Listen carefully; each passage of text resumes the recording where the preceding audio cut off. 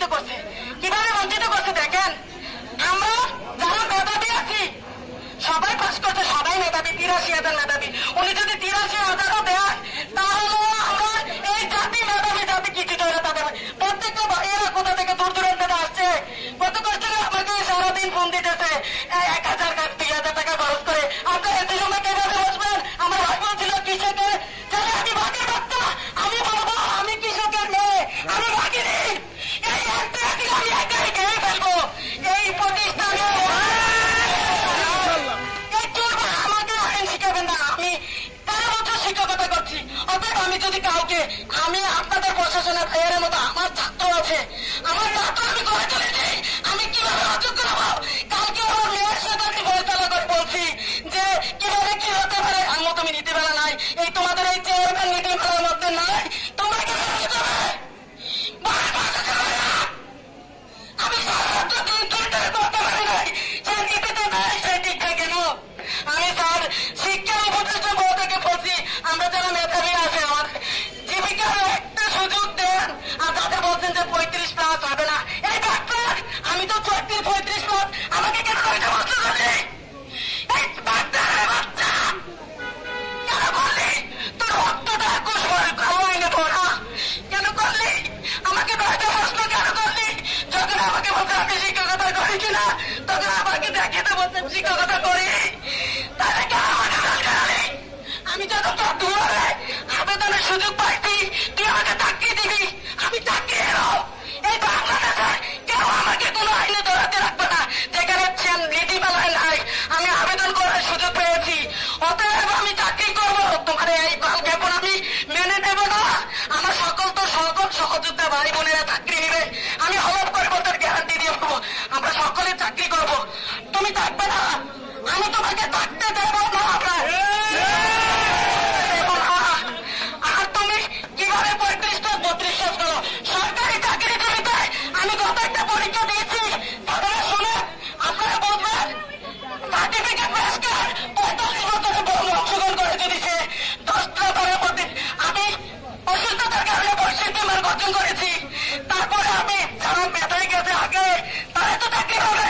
10 জন নিচে 45 বছর বয়সে কিভাবে আমি নিজেও জানি না। আমি কবে বিজ্ঞপ্তিতে অ্যাপ্লাই করেছিলাম, তারপরে দাঁড়িয়ে অ্যাটেন্ড করছি এই কালো বদমাইশের জন্য, যে আমি নিজের জীবনটা নষ্ট করে দিতে, সকল ভাই বোনদের জীবন নষ্ট করে দিতে। আপনারা মিডিয়ার সাথে শুনেন, দেশের মানুষ শিক্ষার্থীকে দেখতে চায় না। আমার তো আমার আশা স্বপ্ন, আমি তো এই দেশে রাখবো না, আমি রাখবো না। আমার মেয়ের জায়গায় আমি যদি আজকে কোনো ফয়সালা নিয়ে ফিরে যেতে পারি, আমি মরে যাবো। আমার এই সংসারের মুখ আমি দেখতে চাই না। যে সরকার আমাকে কষ্ট করে তুমি রেখেছো, আমি এটা গিয়ে ফেলতে চাই না। আমার মৃত্যু আমার এই সকলটা পরিবারকে নষ্ট করছেন। কারণ ঈদ ছিল না, কারণ ঈদ ছিল না। আপনি মাংস খাবেন, আপনার মাংস তুলে নেবো, এই মাংস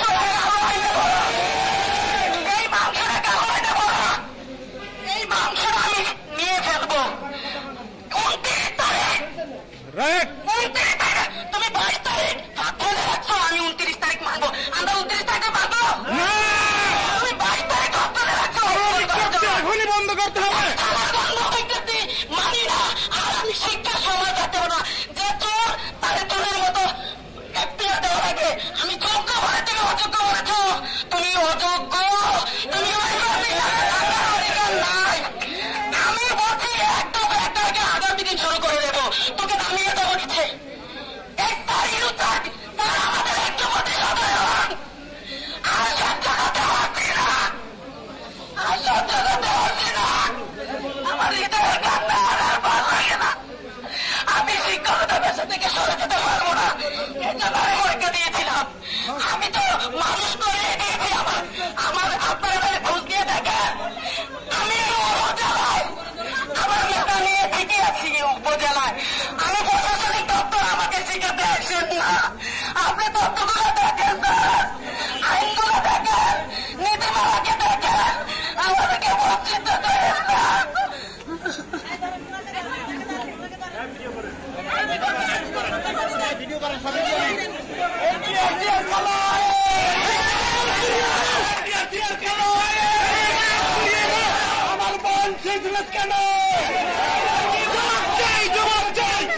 কেন?